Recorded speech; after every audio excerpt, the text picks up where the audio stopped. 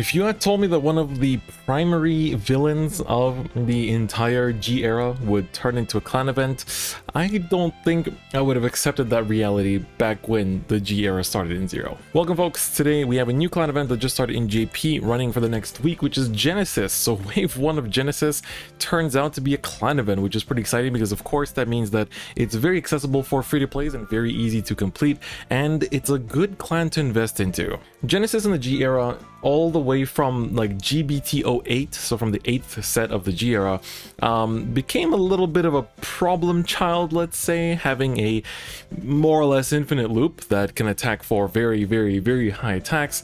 And while I'm sure they're going to probably patch it out in Zero and make the stand trigger that enables that infinite combo into a named once per turn, or the grade 1 that helps enable that combo into a named once per turn, just like they did with Refrost, it's still, you know, a pretty exciting idea that we might be able to see something like that in Zero. Although that being said, I guess no combo is truly infinite in Zero because of the timer existing, so that's always going to be there to stop it. But let's take a look at, you know, Fenrir and friends in Zero. I'm actually quite excited to read through the cards and see all the effects because I actually haven't been able to just yet. You know, I saw the kind of like the GR they revealed, and I saw some of the cards from the video they showed way back when of the, you know, the cards in action, but I don't actually know what everything does and like what the full card pool is, so I'm actually quite excited to take a look at it. And so here we have the usual details. Let's take a look at the boost skins first. I think that's something that a lot of you guys are very excited about. So it's actually Team Demise, I guess if we include Tayo in Team Demise, plus Shion, which is very fitting because of course, you know, Shion and Shironome have quite the history together if you've seen the G era. And of course it all starts with Shion spilling coffee on Shironome or something, and that basically leads to some pretty gruesome moments, let's just say. But pretty cool. Like if you're, you know, I think for many people, like if you have the Shion skin from the first wave of the G skins, then this is your boost skin there. I'm quite lucky that I have almost all of them, like, and I'm planning to buy Kanzaki as well, which is pretty good. Might as well pick it up. So yeah, pretty good boost skins, I think, all in all. So in terms of the like quests and stuff, they're the same as usual. Like ever since they changed to have like the dailies for the 5 fights a day and 10 fights a day, they've been keeping them the same ever since. So that part has been staying the same all the way throughout. So that's like something you don't have to really worry about. But you can see here, you know, we get the packs, we get the sleeves, we get the skip tickets. You know, business as usual, let's say. But let's take a look at the cards now, which I think is the main reason why you guys are watching this, to see what we actually are playing with here. So starting off, we have the GR, which is Vanguard. So he's a pretty good stride, actually. He's definitely a very strong card at the start of Genesis's card pool in the G era, and, you know, is drawn by Daisuke. Very beautiful art as always, and he will be a card that, like, he does drop off in usage over time because his skill is just not really as good as the things that Genesis gets access to in the future, but he still will stay as a 2 of in the long run, so I think picking up at least 2 copies is good. 4 for the time being is also fine, but the nice thing is that Genesis already has a really good stride from Fighters Collection that was available last month, so that one's a double rare, which is also really cool. So in terms of like good strides, you already have access to quite a lot. So let's go over Vanguard first. He's a GB2. When he attacks the Vanguard, you can Soul Blast 6 and G Persona Blast, and for that battle he gains the following ability. At the beginning of your drive step, so that is like when you would start drive checking, you can look at the top 4 cards of your deck and rearrange them on top of your deck in any order you want, or choose any number and rearrange them on top of your deck in any order you want, and put the rest to the bottom. So what this means is that when you would begin to drive check with him, you can first check top 4, stack stuff on top and bottom as you want to determine what your drive checks will be, and that way you can, you know, filter the power along. Now this skill is not as strong in Zero as it was in TCG, because in TCG your opponent would guard for 2 to pass, and then you would like rearrange your top stack to break through the 2 to pass, whereas here it's like, yeah, I mean, you just want to find heals and draws and crits if you play them, I guess, and stands. You do play stands. So it's a nice way to fish for triggers. I mean, obviously more triggers the better, but I think that with that in mind, it's probably going to be a 2 of in the long run. Like, I really think it's going to be a 2 of in the long run with the looks of it. So I think that way, you know, it's also good for you guys. It's easier to build the deck. Let's take a look at the triple rare stride, which is the Dion. When attack hits a Vanguard, you can Soul Blast 3 to look at the top 3 cards of your deck, put one of them into your hand, and put the rest to your soul. pretty good effect because she refills the soul immediately, while also fetching a card into your hand from the top 3. So it's actually not bad. I think it's like a first stride. It's definitely not too bad because first stride means you like can search out something, and at the same time you can also like call something out with Fenrir's stride skill, right? And speaking of Fenrir's stride skill, let's talk about the main man himself. So GB2, when he attacks the Vanguard, Soul Blast 3 to gain a crit. He used to also have guard restrict in the TCG, but they seem to have taken that out. And when you stride over him, Soul Charge 3, and for that turn your Vanguard gains the following ability. Once per turn Vanguard Circle, when a card is sent from your soul to the drop zone, you can counterblast 1 and call it instead. So it's basically, it adds a like Kawamil effect to everything you call out, but it's once per turn. So you have to choose one of the things from the things you soul blasted and call it out. But that's what I mean, like first stride is pretty cool because this can hit, you soul blast 3, get a card to hand, and then you can still call out one of the things that you soul blasted. Just keep in mind that you can't give triggers to the thing because it's after she hits, so keep that in mind. But Fenrir is pretty good. Also, of course, on place Vanguard Circle, gain 3k, but like being able to have that, keeping the soul charge and the extra like call from soul effect is really, really good. I think for that reason, you're definitely going to appreciate it because it's a good way to fill up your soul and just make sure you have your pieces. Then we have the Flying Carry. With GB1, when placed on Rearguard Circle, it's an 8k power grade 2. Counterblast 1, soul charge 3, and then if you have a Flying Carry in your soul, you draw 1, countercharge 1. That's pretty good, you know, on play, Soul Charge 3 draw is pretty nice if you have another copy of him in the soul. So I've already seen some Japanese lists running him at 4, and I think it's pretty fine. Maybe the power is a little bit lacking, like I wouldn't want to be calling this out with Fenrir's skill because then it'll be just like 8k and like it doesn't even hit anything. So seems good, but not insane, I guess, let's say. Let's put it that way. Then we have the Claimer Harry. GB1 once per turn. When a card is sent from your soul to the drop that is not a heal trigger, you can put that card to the bottom of your deck and countercharge 1. That's an interesting way to word it, you know, to make sure that you can put triggers back to the bottom of your deck, but you cannot put heals back. So it's pretty cool. I actually quite like it. It's a nice way to prevent decking out and also keep countercharging, but again, keep in mind 6k power, it is a little bit on the lower side. Stride Fodder we've had ever since ever since we've had Fighters Collection, so that's been out for a while. Same with the PG as well, she's very beautiful. So those are nice, and now the Stride Fodder can actually search the Fenrir, which is also good. Then we have the Effect Critical, which is the Sviti. So this is, you know, they're all like, all of Fenrir support is like Norse mythology, so that's where all these names come from, but it's the Effect Crit for Genesis. It is quite, you know, it's just as good as all the other ones. Yes, Raising.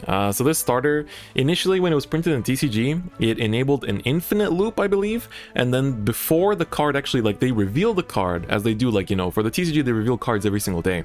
So I remember the card got revealed, people found an infinite loop, and then they immediately were like, oh shit. So they, like, posted up an errata for it. I think they just add like a once per turn effect to, or like a once per turn restriction to it or something, or they added some kind of like cannot call a certain thing restriction to make sure it wasn't infinite, and then they still had enough time to like make that change and print the card. So that was, you know, kind of a funny memory, but his skill is GB1. You can put into Soul and give your Vanguard the following ability for the rest of the turn. Vanguard Circle once per turn. When a card is sent from your Soul to your drop zone that is not this guy, counterblast 1, and you can call that card. And then this card cannot be retired by your opponent's card effect. So it's pretty good. You basically get to just get another like superior call. So with Fenrir and this combined, you get to call out 2 things, which is pretty nice. I guess the reason why they don't let you call himself back out is because then you can just put him back into the soul and then keep doing the skill every turn. So I guess they don't want you to do that, but you can still put him back to deck and soul charge anyway, so I guess it's still workable, but he's an okay starter. Then we have the Hestia. So Hestia says, Vanguard, Rearguard Circle GB1, when attack hits a Vanguard, counterblast 1, soul charge 3, and if you have a Hestia in your soul, you draw 1. Seems alright. Like it just soul charge and draw, right? It doesn't call anything. I think it's kind of mid. Then we have the Oneiros. So this is another grade 3. GB1 Vanguard Circle once per turn, soul blast 6, and he gets plus 5k in a crit for that turn. And Vanguard Circle when placed, counterblast 1, soul charge 3. It's like a budget boss, I guess, but you know, clan events already budget enough that I think you can forego them.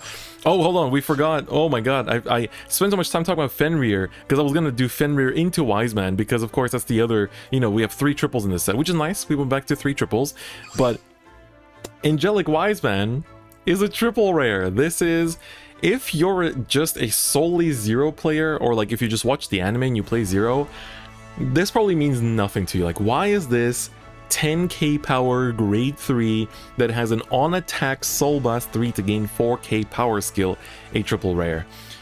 Well, this is probably the card, or one of the cards, that has carried the Genesis clan for the longest time. Like, there's a reason why the deck was called Wiseman Loop and not Fenrir Loop.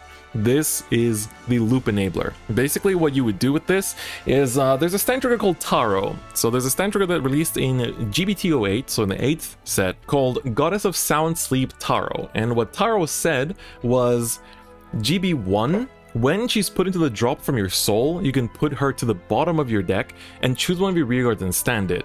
And what you would basically do is you would soul charge your entire, like as much of your deck as possible until you have like a nice and plump soul, and then you would swing with Wiseman and be able to soul blast out the, like soul blast 3 to gain power, but then you would soul blast out the Taro to restand it, and Taro would send herself to the bottom of the deck.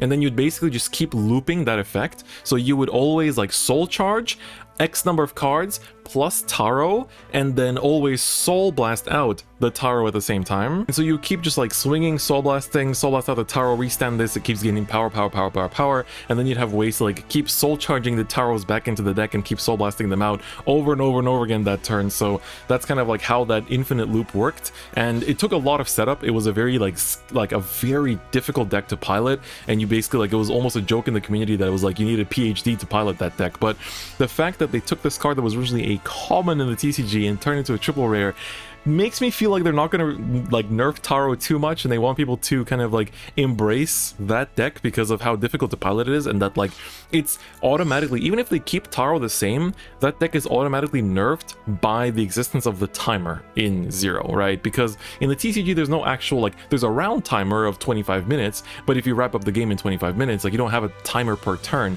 So you know, you don't spend much time on your early turns, and then you just spend time looping until the opponent dies, and that's it. Like, whereas in Zero you can't do that. So I feel like they might actually leave it alone. Well, they might actually leave it alone. Sorry, I can't speak English today. Then we have Gleipnir. This is a grade 2 that in the V-Series version of this card turns on a loop as well, or well, helps to facilitate it. Let's say it doesn't turn it on. GB1 rearguard circle when it attacks the Vanguard while being boosted. Counterblast 1, Soul Charge 3, and then if during this turn a card was sent from your soul to your drop zone, you can draw 1. So it's basically, it's an Amber clone that CB1, Soul Charge 3, draw 1. Like that's basically what you want to be doing, but it is restricted that you have to have Soul Blasted something during this turn in order to enable the draw. So it's a little bit tough to use. I'm not sure how good it'll be in Zero because of intercepts and stuff, but still pretty good. And then we have the Dreaming Dragon that's out now in Zero as well, which is a card that I think a lot of Genesis mains have been waiting for, and it's a pretty cool card. GB1 rearguard circle, at the end of your turn, you may put this card back to your deck from your rearguard circle, and then choose every card from your drop zone that is not a heal trigger and put it back to your deck. If you return 10 or more cards from your drop zone, you can draw 1. So this is basically an anti-deck out button. Like when you're about to deck out, sadly it doesn't return heals. I think in TCG he did not have that restriction, but it's basically like, oh crap, I have 4 cards in deck, poof, Dreaming Dragon, put everything back, go. So you can run this as like a 2 of, I think, just to like prevent deck out in Genesis, because that way you can really be aggressive with your soul charges and soul blasts and like not have to worry, because you can just refresh your deck with him and then soul charge him again and call him out with Fenrir skill again and keep refreshing your deck over and over and over again. So that way you can't deck out in Genesis, which is very good. Then we have the Jormungand, GB1 rearguard circle. When a card is sent from your soul to your drop zone, for that turn this unit gains plus 1k. Not once per turn, so it can be a pretty good attacker. It was used as just like a chonky attacker back in the day. Then we have the Shitateru Hime. Oh yeah, Shitateru Hime. She was a double rare, I think, or triple rare in V-Series during like the Himiko set. So this is the card that gets like 5k in your opponent's turn. Yeah, Shitateru Hime. That's nice that she's in here. I forgot that she's not in Zero yet. Then we have the 8k vanilla, Doromi. Then we have Hati. Hati is GB1. When a card is sent from your soul to your drop zone, for that turn gain 1k. So again, not once per turn. It's the same as a grade 2, just like big beefy power. You can play stand triggers, or like you can like build up his power and then like use Fenrir's skill to call new grade 2s in front of him, and then basically just like have a powerful like 4th, 5th attack on top of that. I think this is the, oh yeah, the GB1 when it boosts Soul Charge 1. It's a free soul charge, so it's not bad. It's not bad by any means. And that's it actually, huh? That really is it. Was there no GB1 12k attacker? I guess not. They just have the the power gainer, which is a bit unfortunate. I feel like they would have benefited from a GB1 12k attacker. Sleeves are very nice too. Sorry, not you. We have Vanguard sleeves. Of course, you get Fenrir sleeves from just doing the event, but you can exchange for the very nice Vanguard sleeves. Daisuke Izuka art is beautiful, as well as the effect critical. And you can also pick up packs for set 4, because this comes out during, of course, set 4, which is a very, very good set. So it's quite nice that you can pick that up. So as always, I'm going to go do some fights against Vanguard, and then we're going to face off against Shoma and show you what Genesis looks like in game. Some of you already have seen it because you can actually fight against him in the story and you can see like the animations and stuff. So we're going to just kind of like skedaddle through it, and then I'll show you how things look. All right, let's get the Shoma business going.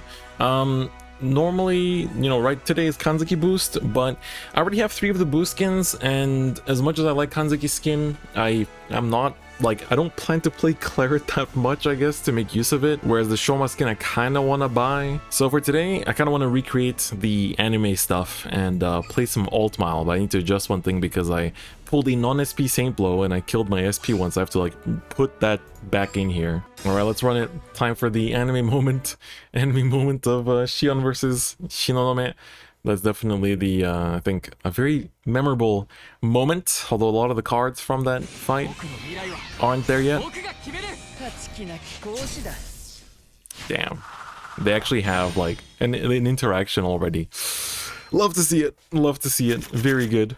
Alright, so let's run it and see how we can do with Arutomairu against good old Fenrir. But yeah, and of course, all of these starters now have the draw 2 going first skill.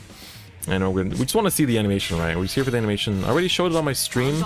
It sadly doesn't look super great. It's not fantastic, but you know, it's still cool to show. Still cool to show.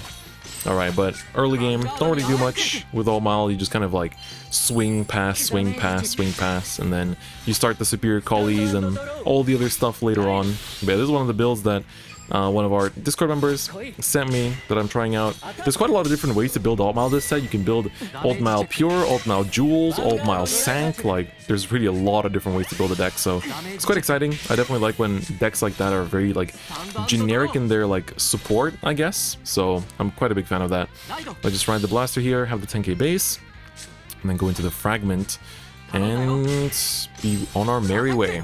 Get swangin'. But I was already talking to some people that were playing Genesis in Zero now after the release, and they were saying like this, like if you don't open the Dreaming Dragon, it's a deck that decks out by far the fastest because of just like the mass soul charging and everything. So we have to be ready.